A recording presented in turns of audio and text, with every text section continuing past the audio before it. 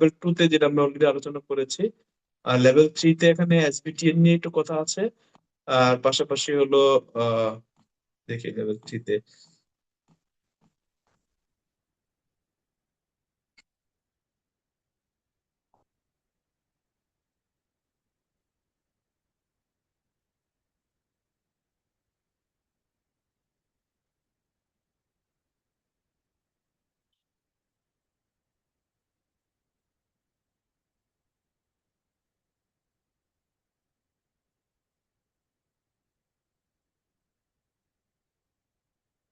বলা হচ্ছে যে আপনার ফ্যাক্টরি থেকে যে গ্রাউন্ড ওয়াটারটা ব্যবহার করছেন, এই গ্রাউন্ড ওয়াটারটা এলিমিনেট করতে হবে। এই এলিমিনেট মানে হলো গ্রাউন্ড ওয়াটার ব্যবহার করতেই পারবেন না। করতেই পারবেন না এরকম না, গ্রাউন্ড ওয়াটার আপনি ব্যবহার করতে হবে। আপনি যদি আগের বছর যদি আপনি 100 মিটার কিউব ব্যবহার করেন গ্রাউন্ড ওয়াটার, আপনি যদি 90 মিটার কিউবের বেশি গ্রাউন্ড ওয়াটার ব্যবহার কমাইতে পারেন, মানে একসাথে 90 এর বেশি কমাইতে পারেন, সেক্ষেত্রে আপনার এই কোশ্চেনটা ইয়েস হবে, মানে অলমোস্ট ব্যবহার না করার মতো আর কি।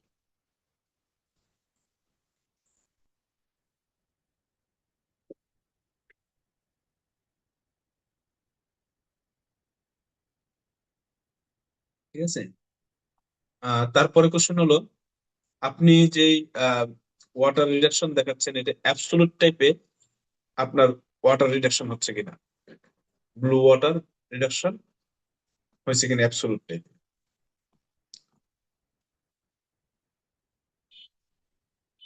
আর লাস্ট 23 নম্বর হলো, জিআরআই অথবা সিডিপি অথবা কোনো এক্সটার্নাল রিপোর্টিং স্ট্যান্ডার্ডে আপনার ওয়াটারের ডাটা পাবলিশ করতেছেন কিনা। যদি করেন তাহলে ইয়েস। আরেকটা আছে 24 নম্বর হলো, আহ আপনি আপনার যে কমিউনিটি আছে এই কমিউনিটিতে বা আপনার যে ক্যাচমেন্ট এরিয়া আছে এই ক্যাচমেন্ট এরিয়া যে ওয়াটারের লেভেল আছে সেই ওয়াটারের লেভেলটা আস্তে আস্তে পজিটিভের দিকে আসছে কিনা। পজিটিভ মানে হলো ওয়াটারের লেয়ারটা উপরের দিকে ওঠা, এটা হলো positive impact on on to the water catchment or basin area or water source in your community। বুঝতে পারছি তো নাকি? স্যার এই ক্যাচমেন্ট এরিয়া নিয়ে একটা কোয়েশ্চেন ছিল। জি বলেন। তো এটা এটা যদি উপরের দিকে আসে তাহলে তো দেখা যাচ্ছে যেটা আমার পজিটিভ। তাহলে এটা আমি কি এস করতে পারি এই কোয়েশ্চেনটা? কিভাবে ইয়েস করবেন বলেন, এভিডেন্স কি আপনার ইয়েস করার? আপনার যে ক্যাচমেন্ট এরিয়া আছে এই ক্যাচমেন্ট এরিয়া কি, এরিয়ার যে ওয়াটারের লেভেল দিন দিন কি নামে না ওঠে, তো এটা উপরের তো দিকে ওঠে কোনটা?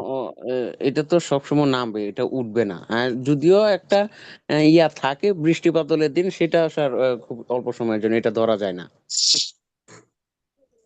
কিন্তু এই কোশ্চেনের ইন্টেন্টটা কি সেটা বুঝতে হবে। প্রত্যেকটা কোশ্চেনে কিন্তু আবার কোশ্চেনের ইন্টেন্ট বলে একটা অপশন আছে, ইন্টেন্টটা দিয়ে দেয়। তাহলে আপনার যদি একটা কোশ্চেনের গুরুত্ব বোঝেন, এই যে what is the intent of the question, the intent of this question or facilities oh, that action have been taken that resulted in a positive impact on the water catchment area and or source the community। আমার কাছে এটা খুব বেশি authenticity একটা intent মনে হয় না, কিন্তু আমার মূল ইন্টেন্টটা হলো, এটা মূল উদ্দেশ্য যদি আমি বাংলায় বলি, মূল উদ্দেশ্য হলো আপনার যেই ওয়াটারটা আপনি একবার ব্যবহার করছেন ওই ওয়াটারটাকে আপনার পুনরায় রিসাইকেল করতে হবে, রিউজ না, রিসাইকেল করতে হবে। যখন আপনি রিসাইকেল করবেন তখনই আপনার ওই পানিটা নতুন করে বেশি পানি ব্যবহার করা লাগতেছে না। বছরে আপনার এলাকাতে আপনার ক্যাচমেন্ট এরিয়াতে, আপনার ক্যাচমেন্ট এরিয়া কিন্তু শুধু আপনার বিল্ডিং এর নিচে যে যতটুকু জায়গা আছে এটা না, আপনি যখন ক্যাচমেন্ট এরিয়া দেখবেন বিশাল বড় একটা এরিয়া নিয়ে, আপনি কি একা রিসাইকেল করে ওই ক্যাচমেন্ট এরিয়ার পজিটিভ ইম্প্যাক্ট আনতে পারবেন? না স্যার, সম্ভব না। তাহলে হাত পা গুটে আমরা এই কোশ্চেনটা নো দিব। ঠিক আছে। হুম, জি স্যার, ঠিক আছে, বুঝতে পারছি।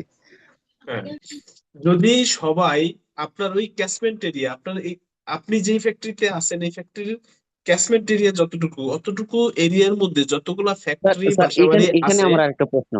আমি একটু শেষ করি, যতগুলো ফ্যাক্টরি এবং বাসাবাড়ি আছে সবাই যদি রিসাইকেল করা শুরু করে, গ্রাউন্ড ওয়াটার না তোলে, সেই ক্ষেত্রে ওই ওয়াটারের লেভেলটা আস্তে আস্তে গ্রাউন্ড ওয়াটারের লেভেলটা বাড়বে। কিভাবে বাড়বে? ওই যে বছরে যে বৃষ্টিপাত হচ্ছে এই বৃষ্টিপাতের মাধ্যমে।